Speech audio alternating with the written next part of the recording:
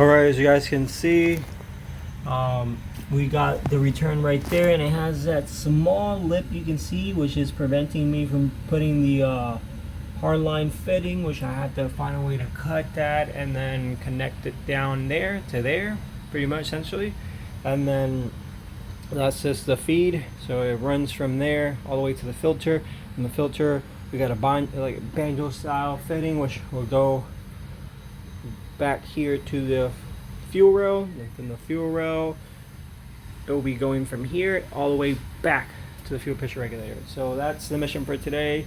I'm gonna double check, make sure that I got all the bends that I need for this task. So yeah. Alright, so we got our first mock-up here. As you guys can see, it's gonna be hard for me to put a 45 in here due to this RSX OEM high pressure line, which is what I decided to go to. If I had something else more like aftermarket-ish or whatever, then I guess I'll have more clearance. Also, keeping in mind, if I had a skinnier or slimmer, you can say, fitting in there as well, I guess it will also be a little bit better. But I'm probably gonna go with a straight here, and then essentially I might use a 45. I might use a 45 up here. Or straight, I'm not sure, but I do have my banjo right there as well. Alright, so we got right here, already went ahead, sorry I'm trying to do this with one hand, and put the other piece in there. I do not have thread grease, but I ended up putting a little bit of WD-40 just to lubricate it, and I'm going to start inserting it. Here we have my AN wrench. It's good to use these, so I guess you won't scratch them. I do not have a vise, so this is the ghetto way I am doing it. You guys can see it's already seated, and then you're gonna start cranking down here. I don't wanna what do you call it? Scratch it, but then again, I really don't care much. So, but yeah, but you guys can see I am almost there. And I only have one, so I'm gonna have to make do with what I have.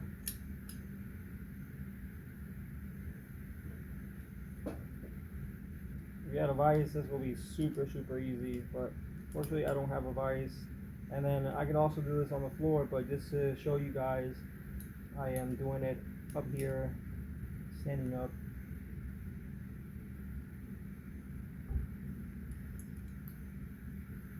There you go, so we should be good in there, as you guys can see. We only got one, hopefully it don't leak either.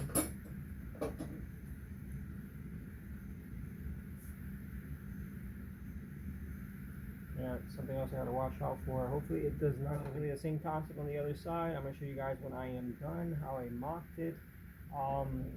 This is what I have. I know the fuel pressure regulator kit brought some stuff, but it's not a lot. But I think I should have plenty to get the job done. I'm just hoping it does not leak. If it leaks, then back to square one, getting fittings and stuff like that. That's gonna suck. But hey, whatever. It's part of the game. And like I was saying, I don't have thread oil, but I do have some WD-40, so I'm gonna spray a little bit on these threads here, just to lubricate it up. I don't want to lubricate it. Lube it. And then go ahead and put this other piece right here. And make sure it don't fray. Let's see, piston. And make sure it's seated in there as well. And I like to get my cardboard and give it a smack. Make sure it's seated there good. Alright, so it's, as you can see, got a piece there. I'm going to start threading it by hand. It is full of WD-40 though, so I'm going to clean it off a little bit.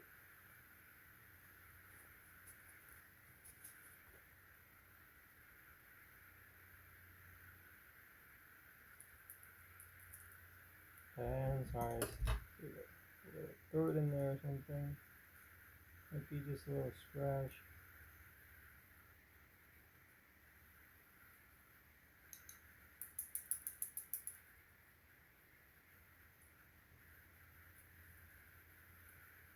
I want to make sure that this is free of debris, because you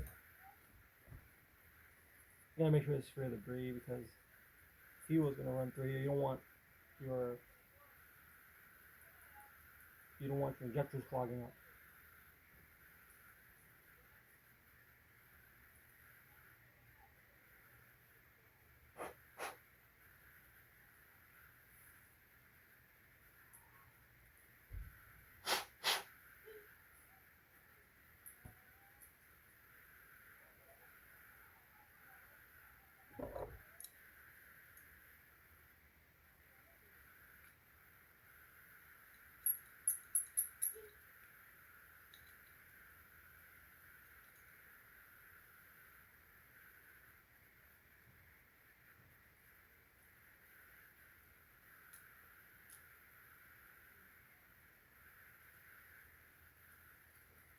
I'm gonna go as far as I can.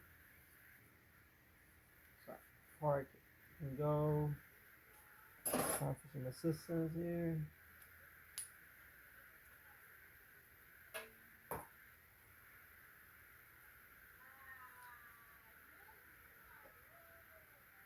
There you go.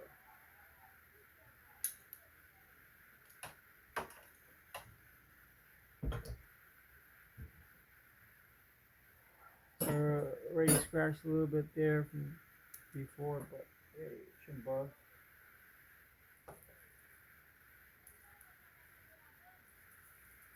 We got the banjo fitting right here. As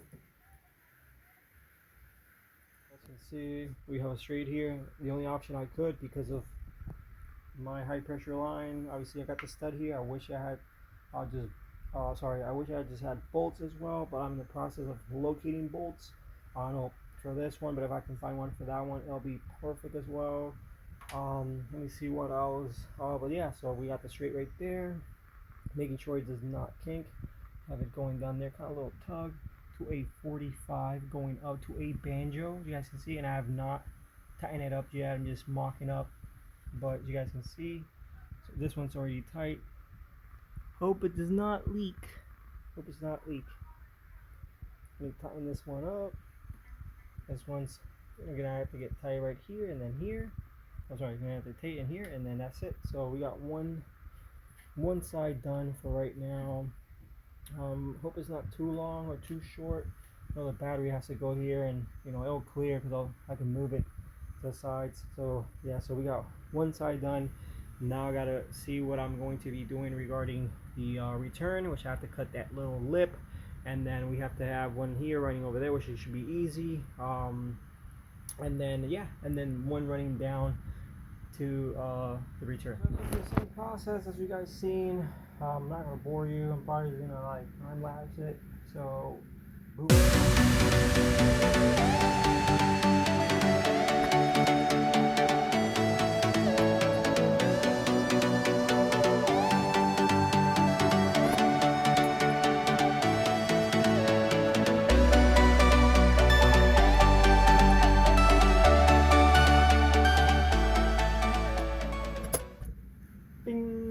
Scratch it a little bit, but okay. Yes, you guys can see we have two down, boom, and then boom. Remember, when you're making these, you don't want them. You want to cut it a little bit more so that way it has some play to it, some lag. You don't want it to be pretty much like it's too tight. And this is perfect. I mean, obviously 45s will be a lot better. Or a different bend other than straight, but this is all I have, and it's not forcing itself, or it's not kinked. So as you guys can see, it's a slight bend here. Same with here, which we have a lot of wiggle room, especially this being in the way, which kind of sucks. But this here hindered me a lot. So that's the only problem of running the OEM one, and I'm hoping and praying it does not leak. But yeah, we got to run it right there to a banjo. Now I have to figure out on cutting that bottom piece right there, and then here is it up, and then down over there as well. Which, by the way, that's comes with a dash 4, but I don't have a lot of dash 4 stuff. I do have a lot of dash 6, so I converted it to dash 6, which I did the same thing with the EG. So did the same thing here. So yeah, so let's go ahead and keep moving along.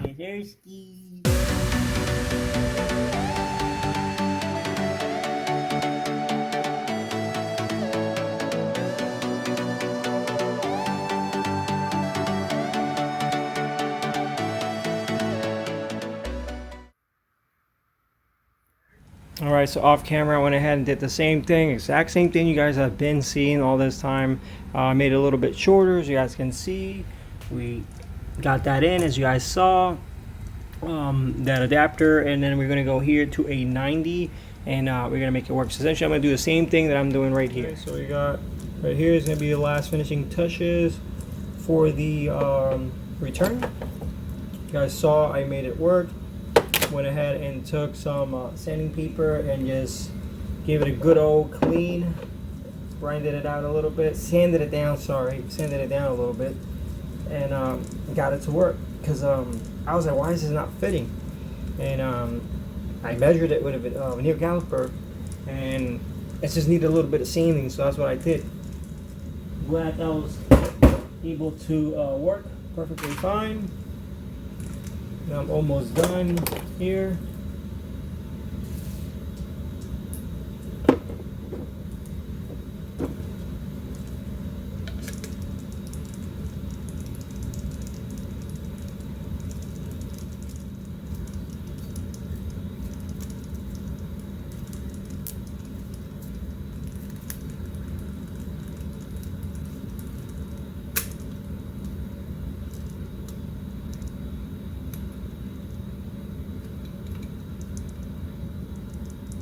There you go.